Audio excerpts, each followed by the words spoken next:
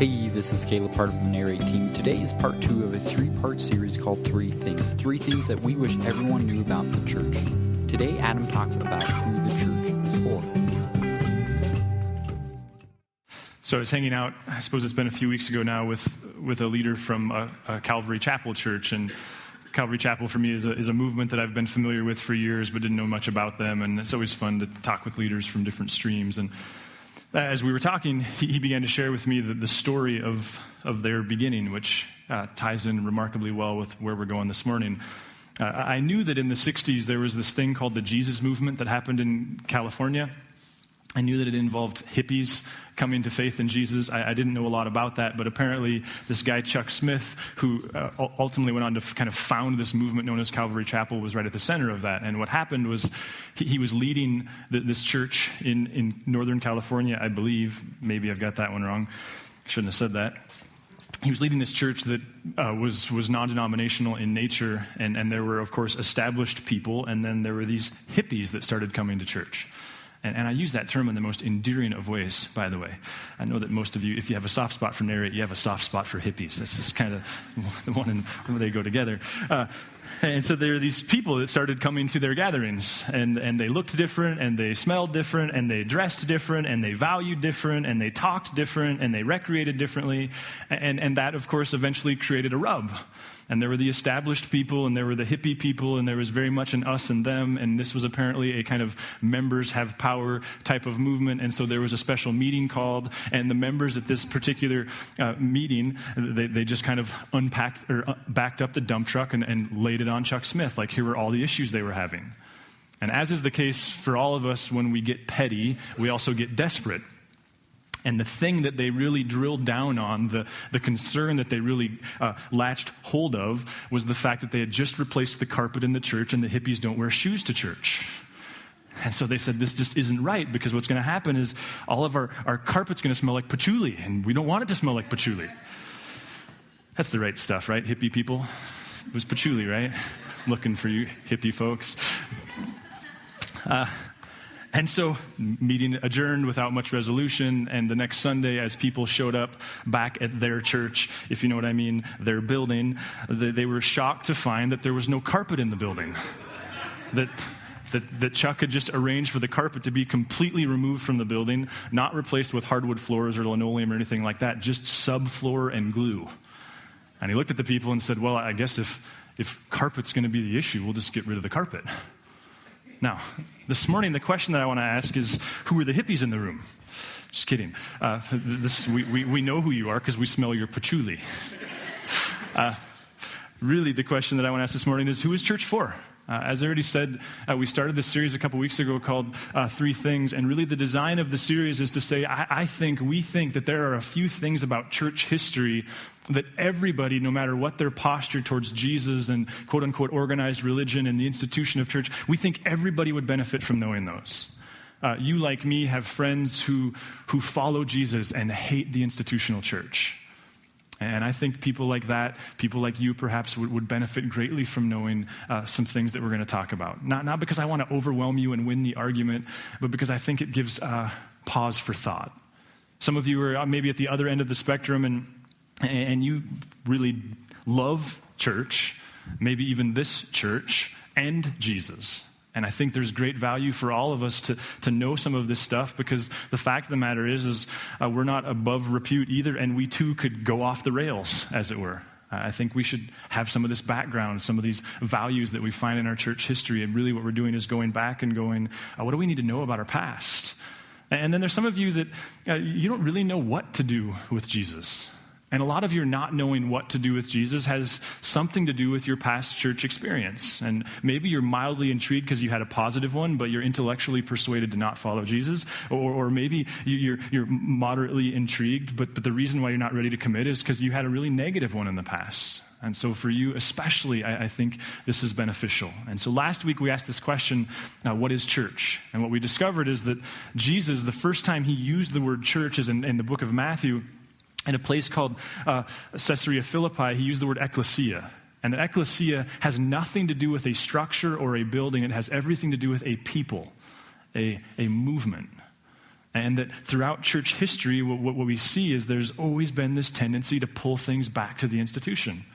And so last week we just really wrapped up by asking the question, like, so are we ecclesia or are we karaka? Are we bringing a tangible benefit to our community, or are we just holding services on Sunday? Like, are we mattering, or do we just do gatherings?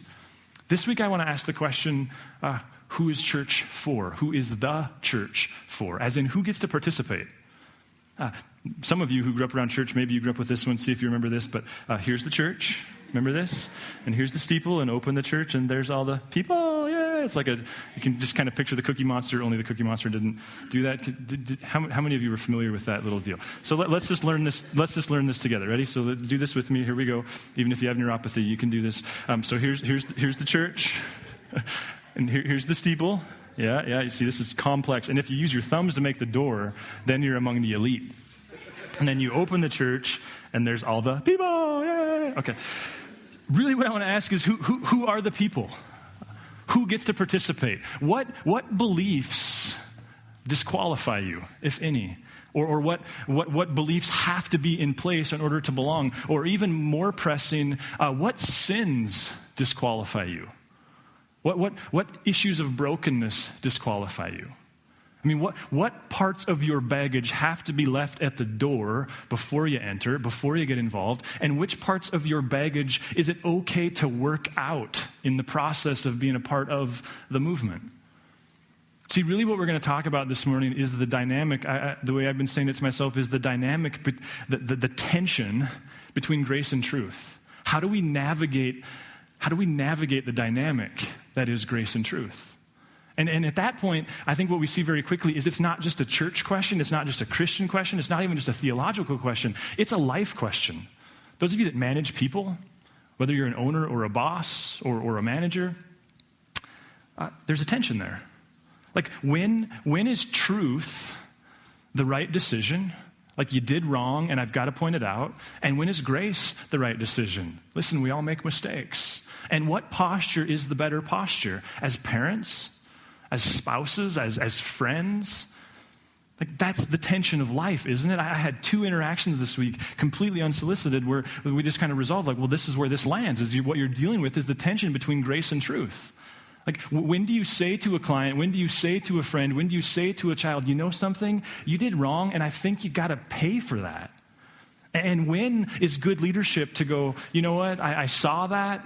It was the wrong decision. That's not the way we want to treat people. That's not the way we want to run this business. That's not the way I want to be represented. But I'm just going to look the other way on this one. Like, there's an enormous tension there, isn't there, between grace and truth? And I think oftentimes what happens is we just conclude, well, this is the right answer, or truth, or this is the right answer, grace. And I guess what I want to suggest this morning is what if there's a dynamic there that's more complicated than that? See, some of you were raised in church environments or around churches where what you were taught is that churches are for saved people who act like they're saved.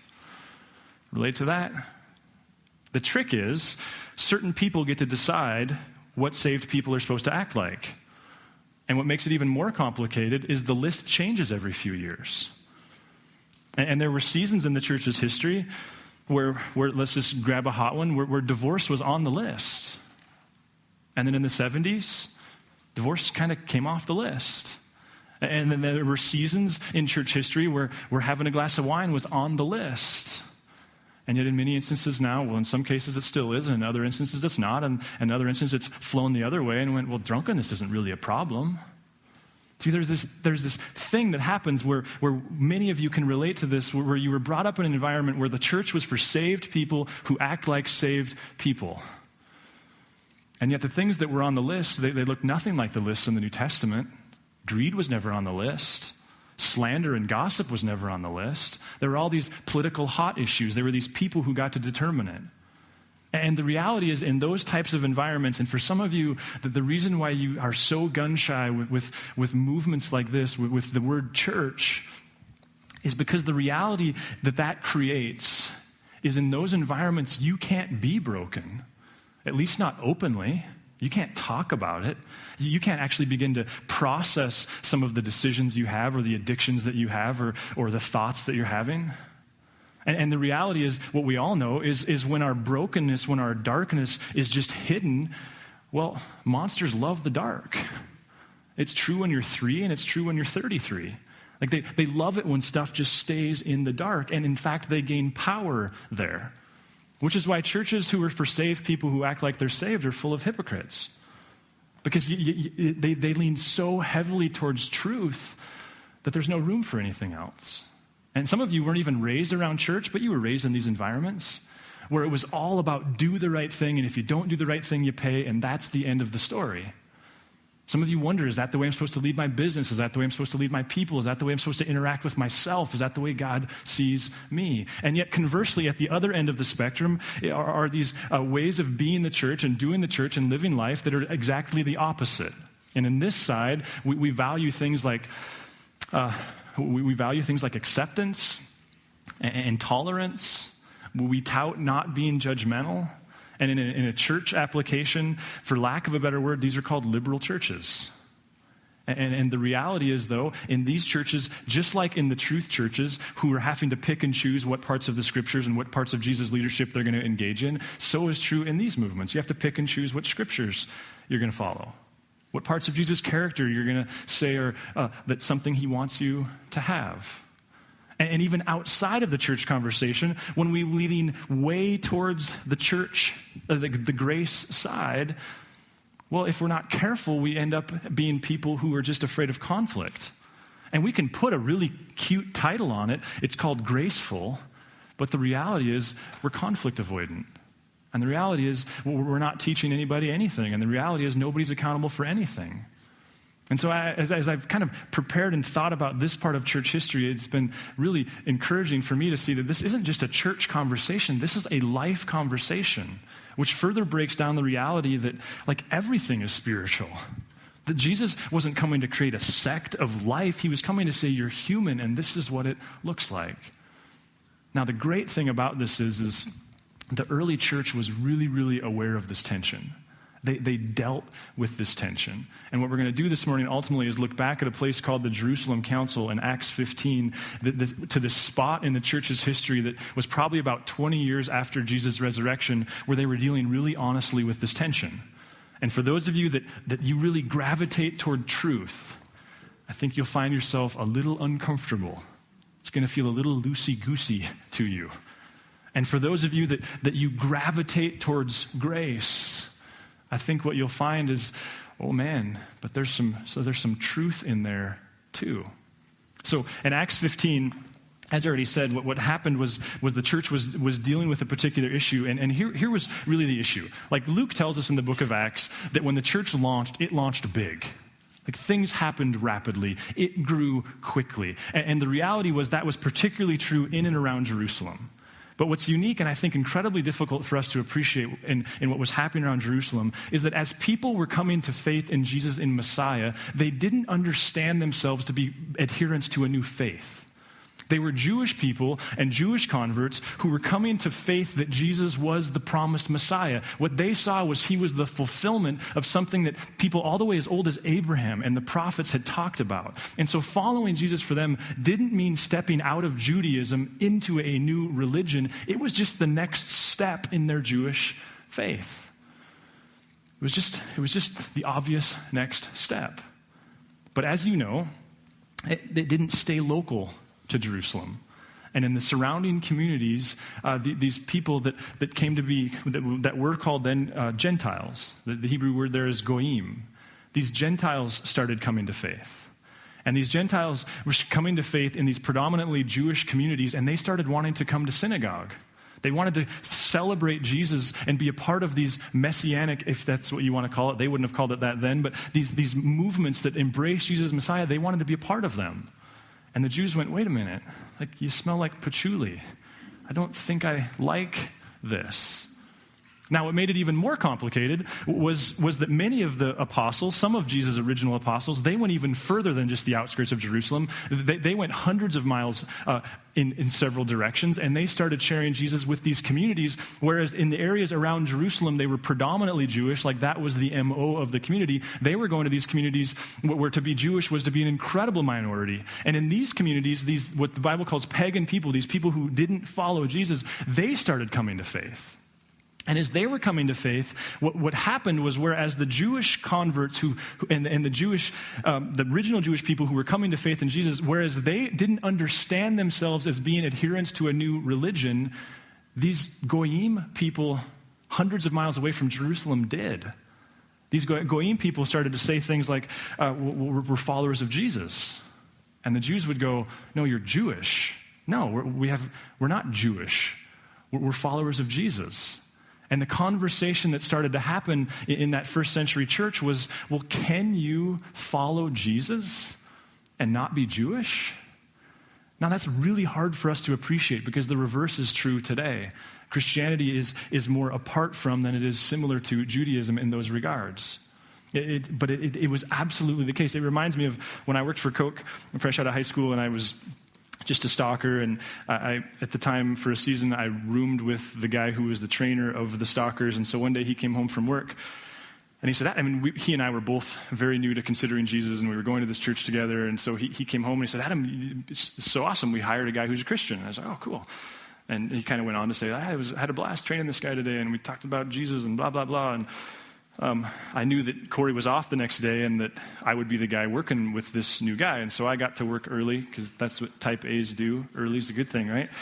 And I was sitting at this table because we'd always start the day around this table where the salesman would come and tell us what accounts they oversold and how we were going to fit all their merchandise in this account that's oversold. And I was reading the paper, and it was football season. And if you remember, this would have been around 1998 or 99. The Raiders were decent then. Do you remember that? Back when the Raiders, they won a few games? Any Raiders fans? And I was reading the paper, and this guy wheels up, and I knew that this must be the new guy, the Christian guy, because I didn't recognize him. And I was reading the paper, and he said, hey, so did you see the Raiders game yesterday? And I looked at him, and he had a Raiders hat on, and I said, are you a Raiders fan? And he said, yes. And I said, how can you be a Christian and a Raiders fan? That was my first interaction. It is completely inappropriate. I only tell that story, though, to say that's what was going through the minds of the Jews in the first century. When people were coming to them and saying, we're followers of Jesus, they were going, which means you're observing the Sabbath and you're doing all these things, right? And they were going, what are you talking about? What do you mean, what are we talking about? We've got 660 laws. Like, you've got to follow them if you're going to follow Jesus. And they went, why would we want to do that? Because we just want to follow Jesus. And there became this intense debate about how Jewish do you have to be in order to be saved by Jesus. Now, what happened historically was they came to be called Judaizers, and from Jerusalem, they just started getting really ticked about what was happening hundreds of miles away from Jerusalem. So they just started sending their very best, and they would go to these places, and they would kind of get people aside, and they would create blogs, and they would create podcasts. They would say, listen, you can't follow Jesus if you're not Jewish. And it created quite a stir because while these Gentile people were turning from their pagan beliefs, they weren't necessarily from their customs because they saw a permission to keep many of their customs. And they started to question themselves like, wait a minute, can we even follow this Jesus guy? And the debate got worse and worse. In fact, at one point, what we pick up on in Acts, the first verse in Acts 15, one of the messages, they said, they went up to Antioch, and they said, unless you are circumcised according to the custom taught by Moses, you cannot be saved. So they're not just talking like, hey, wash your hands before you eat. They're talking surgery. They're not just talking little superficial stuff. They're talking grown men and flint knives and things, which means that the new believers classes were chocked full of women and children, and the men were in the car waiting outside. Right? The reality of the situation. All this tension. Can we possibly do this? How many of the laws do you have to follow in order to be Jewish? And that's what brings us to Acts 15. Because what the early church ultimately decided to do was Paul and Barnabas, who were responsible for this stuff happening up in Antioch, they headed south to Jerusalem. And they met up in Jerusalem with the head of the heads of the Jerusalem church, who the big names there would be Peter, of course, Jesus' oldest disciple, and his brother James. And Paul showed up in Jerusalem, and he shared the stories, and he shared the accounts of these amazing things. Because again, just like I go, wait, you can believe in Jesus and the Raiders? They were going, wait, how can you possibly not be circumcised and know God? It just didn't fit for them. And so Paul was sharing the stories of these people coming to faith in the craziest of ways. And many of the Jews went, I'm not buying it. I don't think it's real. And then Peter stood up. Now, Peter, he referenced an experience he had, and you can read about it in the Gospels, or you can read about it in the New Testament. I would recommend it. But essentially what happened was Peter was made aware of this Gentile family that wanted to learn more about Jesus. And so Peter went and he shared Jesus with them and the story of Jesus and the invitation of Jesus. And this whole family responded immediately. And Peter was like, what's happening here? Non-Jewish people are believing in Jesus. And then he had a vision where God just pointed out to him, listen, Peter, it's about my grace. And I know you guys have been missing this, but all the way back to Abraham, what we said is that you would be a conduit of my blessing, not a storehouse of it.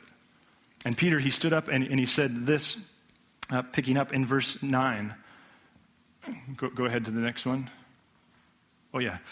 Verse 5. Then some of the believers who belonged to the... Do I want 5? No, I don't. Go to the next one. I don't know why I have that in there. He said this, he did not discriminate between us and them, for he purified their hearts by faith. This is Peter talking to this council. Now then, why do you try to test God by putting on the neck of Gentiles a yoke that neither we nor our ancestors have been able to bear? See, Peter goes wait a minute. We're going to tell them that in order to be Jesus' people, they've got to follow a bunch of laws that we've been incapable of following ourselves. How much sense does that make? And then he said, no, we believe it is through the grace of our Lord Jesus that we are saved, just as they are. Now I know you go, yeah, this is the message. This wasn't the message. What the Jews struggled mightily with was that the invitation to be a part of God's people was about faith in Christ, period. Everything else is a conversation. They could not comprehend how you could wear patchouli and fit in a church. And after Peter was done, there was more debate. And then they turned and all eyes shifted to Jesus' half-brother James. Now James, as I already said, was Jesus' half-brother, and I appreciate those that point out that James might be one of our greatest pieces of evidence that Jesus was who he said that he was, because he was Jesus' half-brother. I mean, honestly. You can impress the people that you work with. Why? Because they don't live with you, right? You could convince people that you're pretty amazing until they come live with you for a few months. If you're incredibly extraordinary and really good at making Kool-Aid, you might be able to convince a bunch of strangers that you're God. But like wives, is there any wife in the room that thinks their husband is the perfect God of the universe? It's kind of a hard deal to pull off. That's James. He lived with Jesus. And yet later in life, after the resurrection, went yep, he was perfect. He was God. And James was the voice of the church. See, the church has always had its celebrities, and at this point it was James. And James says this, it is my judgment, therefore, that we should not make it difficult for the Gentiles who are turning to God. That we should open the doors and let the hippies come to church. Now, what's amazing to me is just how wide open the doors James said they should just how wide they should open the doors. Remember, the conversation was this: how Jewish do you have to be to follow Jesus? That was the conversation. Listen to what this council concluded. We find it picking up in verse 23. What happens is they came to a conclusion, and then knowing that the people back in Antioch might not just take Paul's word for it, they sent some of their own representatives with this letter. The apostles and elders, your brothers, to the Gentile believers in Antioch, Syria, and Cilicia. Greetings. We have heard that some went out from us without our authorization and disturbed you, troubling your minds by what they said. So we all agreed to choose some men and send them to you with our dear friends Barnabas and Paul, men who have risked their lives for the name of our Lord Jesus Christ. Therefore, we are sending Judas and Silas to confirm by word of mouth what we are writing. And here it is. it seemed good to the Holy Spirit and to us not to burden you with anything beyond the following requirements. And now here we go. You are to abstain from food sacrificed to idols, from blood, from the meat of strangled animals, and from sexual immorality, and you will do well to avoid these things. Do you see what just happened?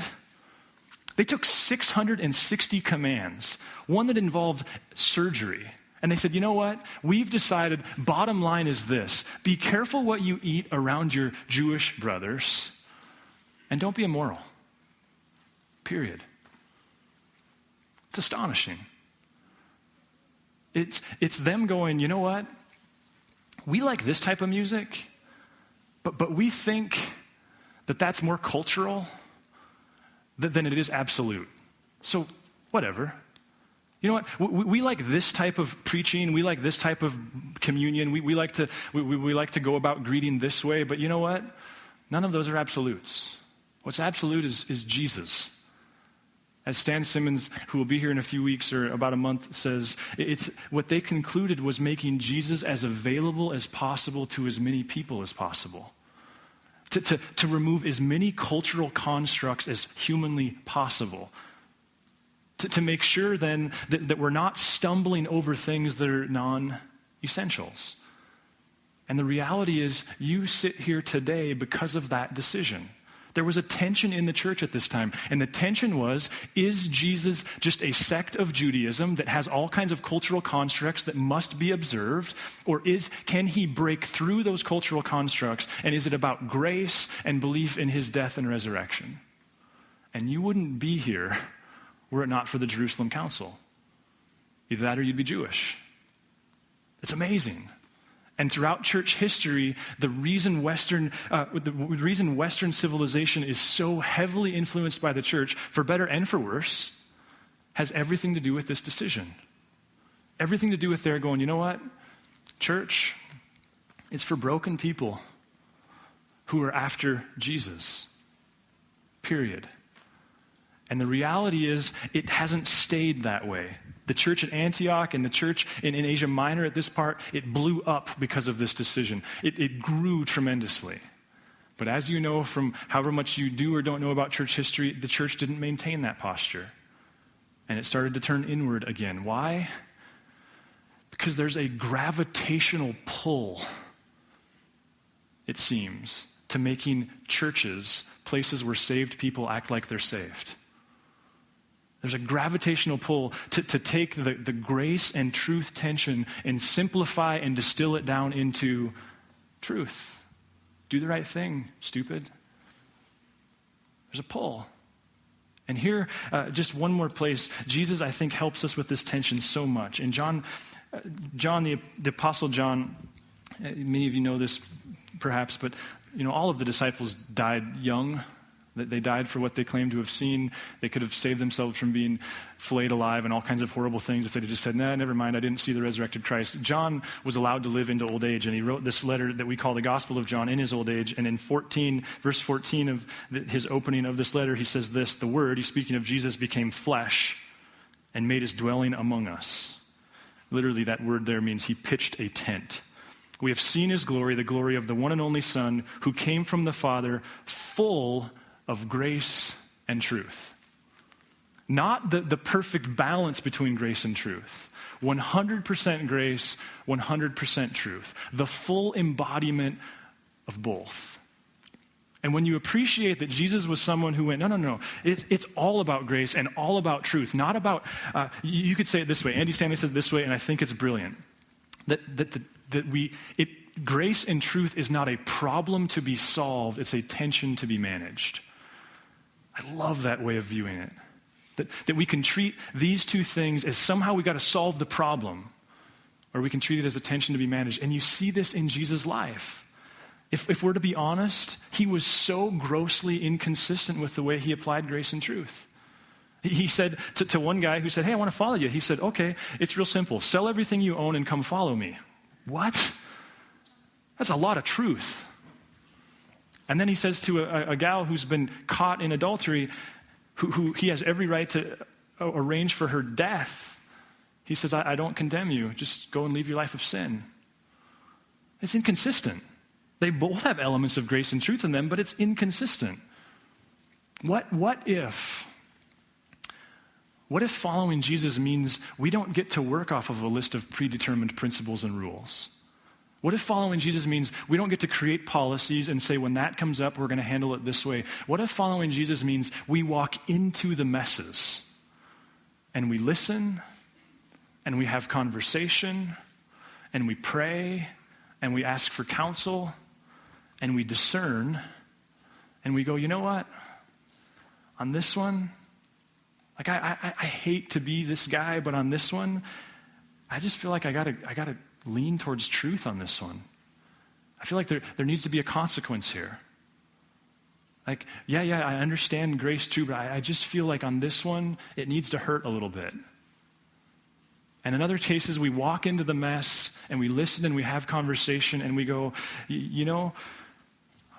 everything about this situation says you deserve that. But grace is about unmerited favor. And as your mom, as your friend, as your boss, as your client, I'm going unmerited favor on this one. See, I think that if we want a really predictable black and white system to follow, then we should find a different movement. We should find a different religion. We should certainly find a different leader. Because Jesus isn't your guy. Because he doesn't distill it down and make it super reproducible all the time. He says, walk with my spirit. Now, can that be a slippery slope? Yes. Can slippery slope be a controlling statement? Yes. It's a tension. And what if we were to treat as parents and spouses and bosses and leaders and friends and church members and go, you know what? We don't have a perfectly designed set of policies for that. We just walk into the mess and we have a conversation. See, the reality is you have situations right now where what you would love is a rule because you can hide behind rules. But the reality is you're in a situation right now, whether it's at work or with a friend or with a spouse or with a child, and what's being asked of you is to manage the tension between grace and truth.